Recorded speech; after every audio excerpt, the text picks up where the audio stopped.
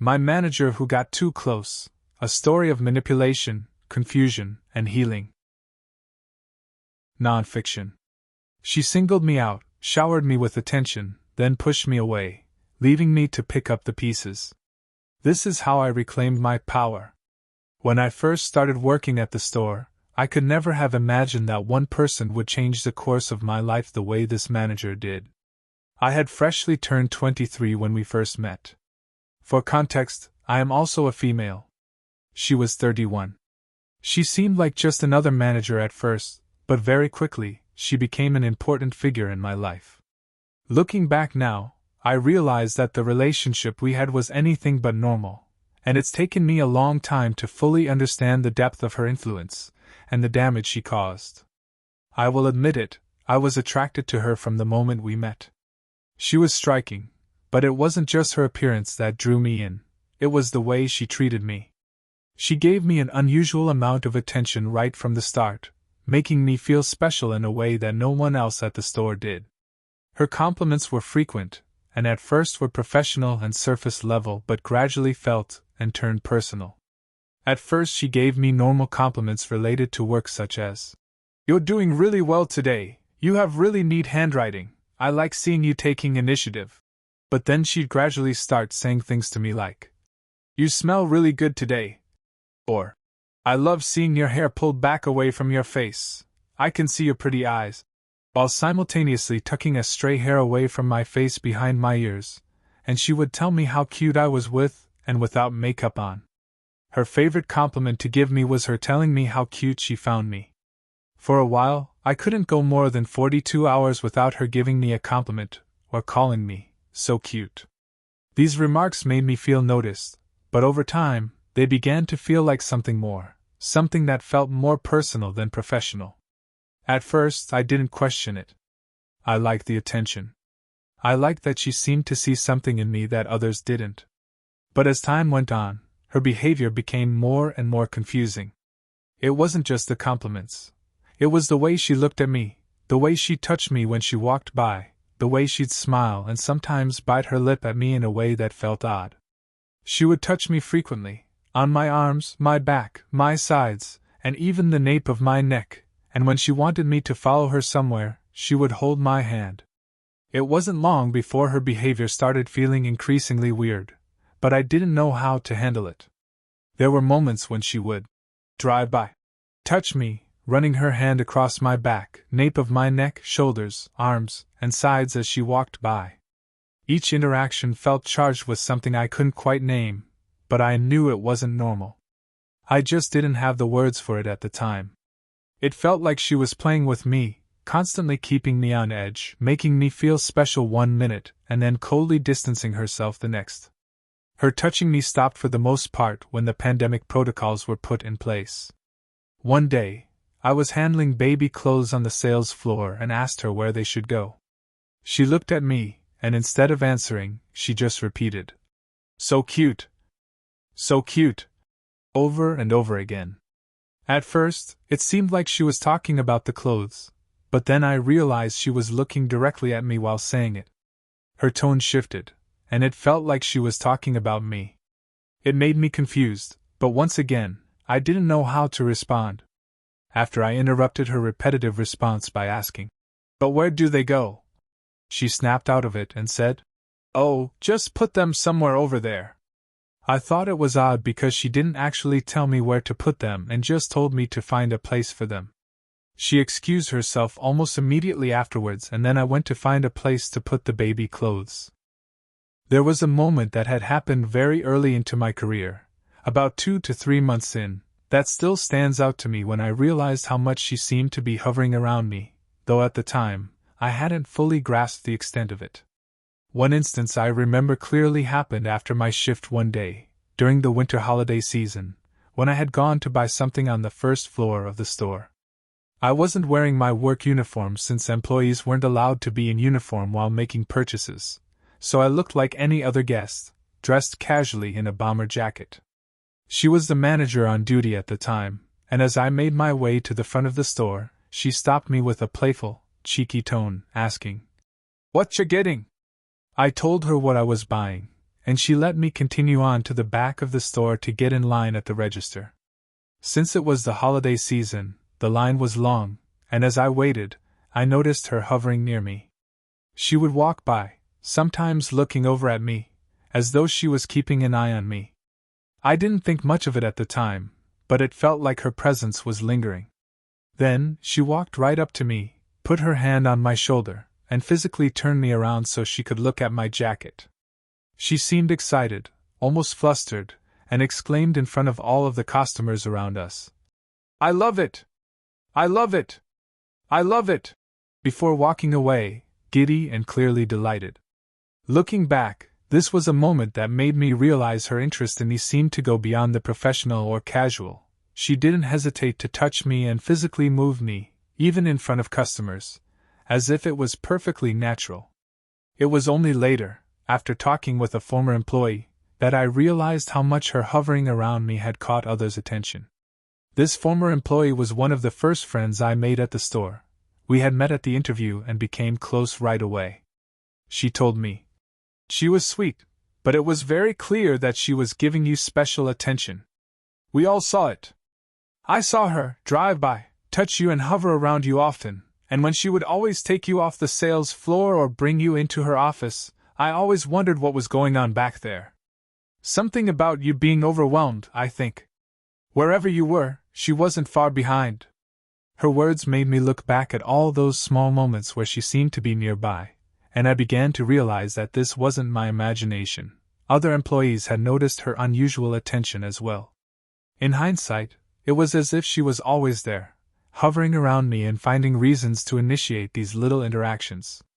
I hadn't fully processed it in the moment, but her behavior made me feel like I was under a spotlight, being watched and singled out in ways that didn't seem to match the dynamics she had with other employees. Back on Black Friday in 2019, she had asked me where I lived, and when I told her I commuted from a nearby town, taking the bus from my local mall's park and ride every day, she seemed thrilled.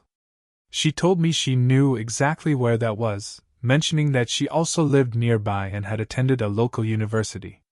From that day on, she would regularly bring up and remind me that we both lived close by, almost as if she found meaning in the fact that we shared a connection to the area. It wasn't just a passing comment to her, it became something she loved to emphasize. At the time, I felt flattered, like this connection made me stand out to her. But looking back, I can't help but wonder if it was a hint of something more significant. From that moment on, I noticed that we were often scheduled to work together. Whether it was intentional or not, I found myself working with her more often than not, and every shift with her felt like it had an undercurrent of tension. When I first learned about her transfer to my local mall's store during the pandemic, it struck me as strange and felt different from being just coincidental. During the pandemic, I also ended up transferring to the mall's store out of convenience since it was so close to where I lived. I found out she transferred to that store before me after the fact. But her transfer there felt strange and out of place. She was the only associate general manager from the premier store, and yet she was moved to a smaller location. Other managers were assigned stores that made sense based on where they lived. Another manager was sent to a separate nearby mall that was near her home. The premier store even brought in other managers to fill the roles that she and the other manager left open. So despite her being stationed at my local mall, it was clear that the premier store still needed her, and her absence was significant. At the time, the general manager at the premier store was reassigned as a neighborhood store manager, overseeing the premier store as well as 3 additional stores. Because of this expanded role, I assumed the GM wasn't around the premier store as often as before, making the presence of an AGM even more critical to keep the premier store running smoothly. Her transfer to my local mall then didn't add up. As AGM, she was more necessary than ever at the premier store to fill in while the GM managed her other responsibilities. Yet, instead of staying where she was most needed, she was at the mall, my local mall, the same store that I had chosen to transfer to, and she got there before me. I wasn't the only one at the mall who seemed to think that something was off about her transfer, too. Another employee mentioned that the mall didn't feel like the place she was supposed to be. According to her and the rest of the mall staff, the mall was another manager's store, He was the ASM there, and had previously been the store manager before she came in and took over. This employee even told me that she had mentioned she came to the mall because she knew people there. But she had given me a different reason, saying that the premier store didn't need her at the moment. Given everything, it felt as though she wasn't being fully honest with me. It seemed more likely that she might have chosen to be at the mall, rather than being sent there out of necessity. This employee had later told me she noticed something weird going on between her and me, but she wasn't sure what it was. She just knew something was off. Knowing how she often brought up that we both lived nearby and that she knew I commuted from the mall, it started to feel like her transfer there wasn't just a coincidence. This connection she had always emphasized between us now might have seemed like part of her motivation to be at the mall. Her presence there didn't feel right, and I couldn't shake the feeling that her transfer was less about business needs and more about something personal she hadn't shared. It was strange, almost surreal, watching her slip into my personal world so seamlessly at the mall. She wasn't just my manager anymore, she was suddenly interacting with people who had known me my entire life. She met my twin sister, my younger brother, and even my aunt. It was like my worlds were colliding in a way that I never anticipated. The strangest part? She was on a first-name basis with them. Hearing her casually say, "Hey, sister's name," or "Tell your aunt's name I said hi," or jokingly say, "Brother's name, have a wonderful day," felt like a boundary had been crossed, one that I never consciously agreed to. And then there was a former classmate of mine who I graduated high school with. She came into the store often because she and her family collect a certain item that we used to sell. The moment she learned she and I had that connection, she started treating this classmate with familiarity simply because of her association with me. I hadn't even realized how close she had gotten until it was too late. It was like she had inserted herself into my personal life without me ever letting her in. She just walked right in and made herself at home. And yet I never got that close to her world. I never met her family, her friends. It was always her stepping into my space, never the other way around. It made me uncomfortable in ways I didn't fully understand at the time. The mall had always been my childhood mall, a piece of my past, a comfort zone, a part of my home. But once she was there, it felt like she had claimed a part of it, like she had taken something that had always been mine and made it hers, leaving me feeling like a guest in my own space.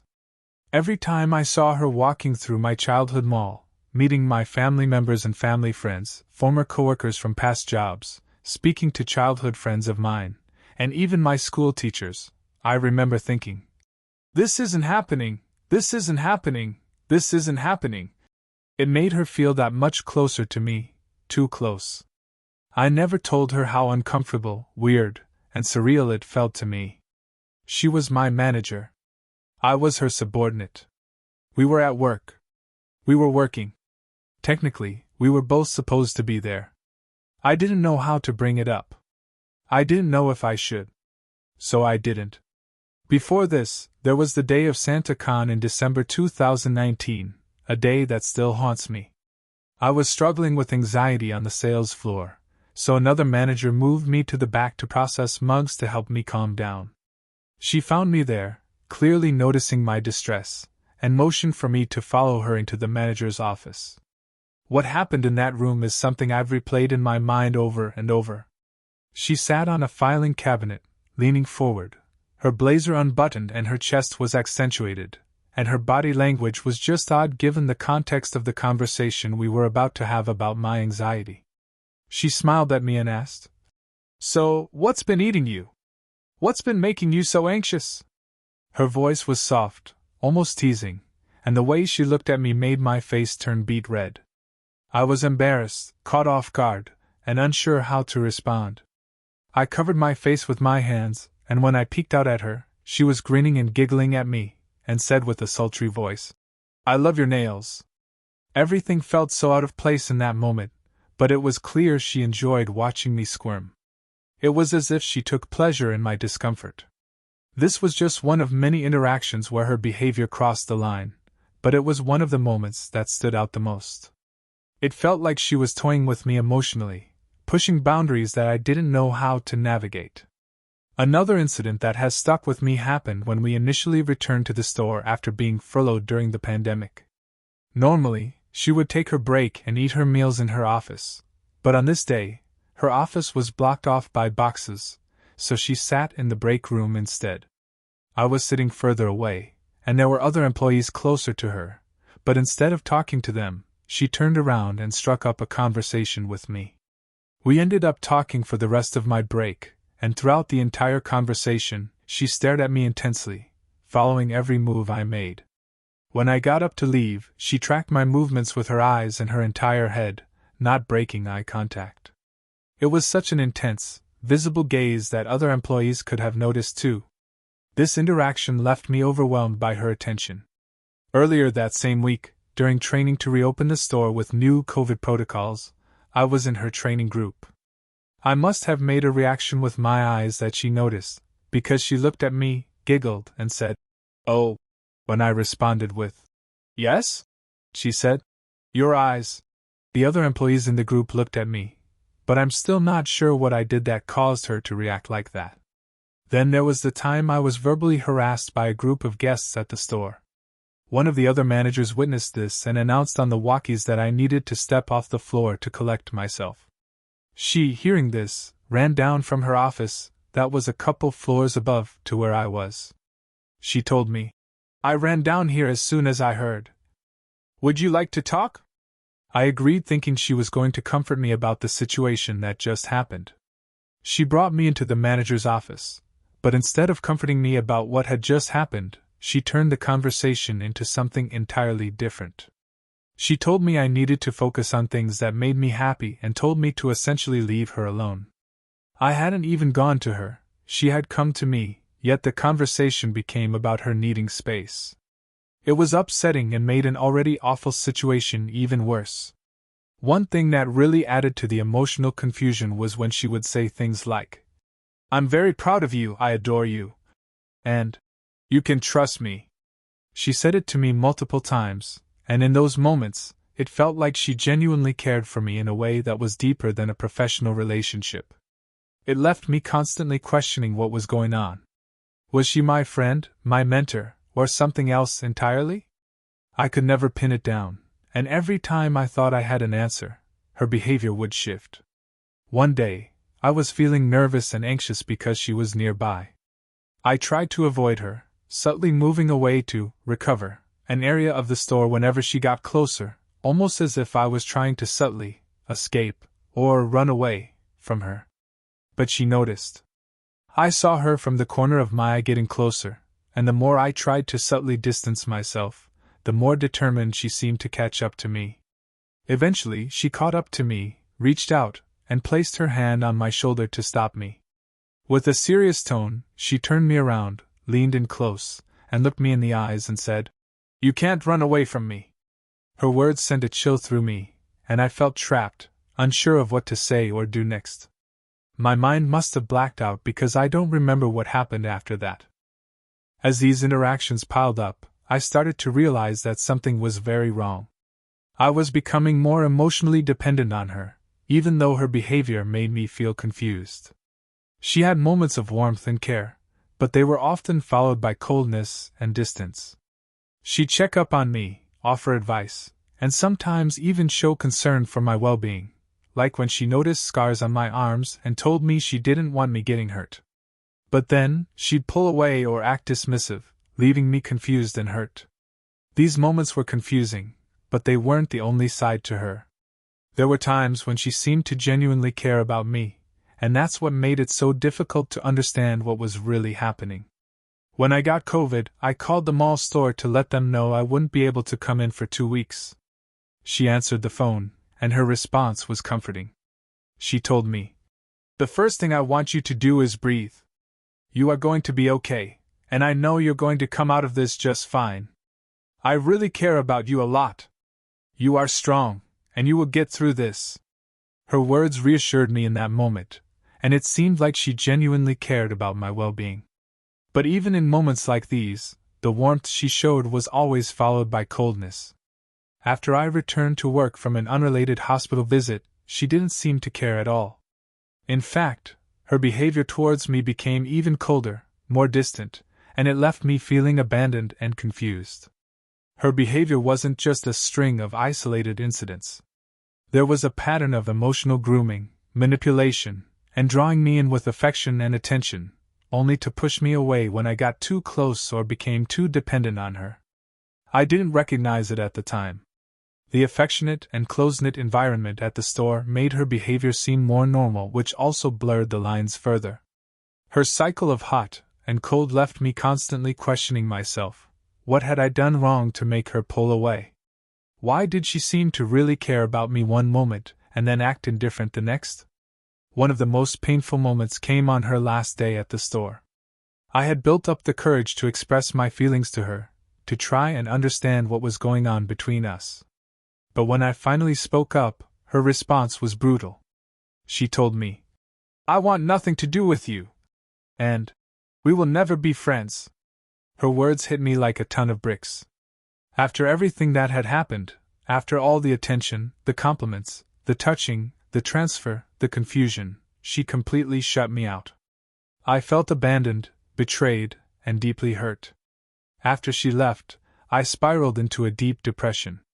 The emotional roller coaster she had put me through had taken its toll.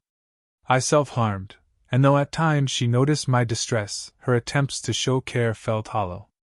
It was like she knew she had hurt me but didn't want to take responsibility for it. I was left to pick up the pieces on my own, trying to understand how someone who had shown me so much attention could just walk away and act like none of it mattered. The reactions of my colleagues and managers only added to the complexity. Another female manager seemed to understand what was happening between her and me long before I did, but I can't say for sure. She comforted me when I was crying in the dressing room, hugging me, telling me how proud she was, and even kissing me on the cheek. It was a moment of genuine care, and I'll always remember how she looked out for me. I often think about the long-term effects her actions had on my life, even in ways I didn't realize at the time.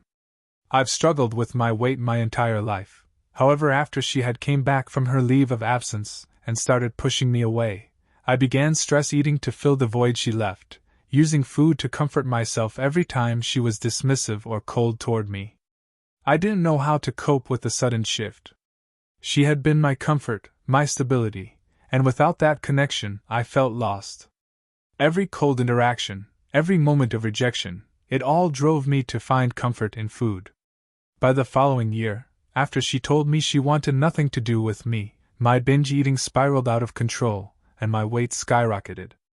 The stress and heartbreak of losing her, coupled with the unhealthy ways I tried to numb the pain, took a serious toll on my health. By the next year, I was experiencing heart issues, and I knew I couldn't keep living like this. I sought help from my doctor, who referred me to a specialist, and I underwent vertical sleeve gastrectomy, and since then, I've lost a significant amount of weight, and am now half the size I was when I was binge eating. My surgery was about reclaiming my health, but it's undeniable that the emotional stress she caused played a major role in the path that led me here. And now, every time I look in the mirror, I see not just my own strength in reclaiming my life, but also a physical reminder of the influence she had on me, for better or worse. She, on the other hand, never took responsibility for the emotional harm she caused. She hurt me deeply and then walked away as if nothing had happened. I didn't quit. I stayed at the store because I refused to let the space where I was hurt define me. I reclaimed that place as my own, and now, the store is mine, not hers. She can't hurt me there anymore. It's been years since this all happened, and though I've made progress in healing, I know that the scars of what I went through will stay with me. She hurt me in ways I'm still trying to fully understand. She took something from me, my sense of safety, my trust, and part of my emotional well-being. But I've also grown stronger. I've learned how to protect myself, how to set boundaries, and how to reclaim my power. She might be out there living her dream life now, but that doesn't change the fact that she caused me immense pain. I don't know if she'll ever acknowledge the harm she did, and I've accepted that I may never get closure. But despite the trauma bond, I'm determined not to let her define the rest of my life. I'm still here, still fighting, and I know that I'll continue to heal. And now I get to remember her for longer than I've known her. Thank you for watching. If you want more stories like this, subscribe to my channel.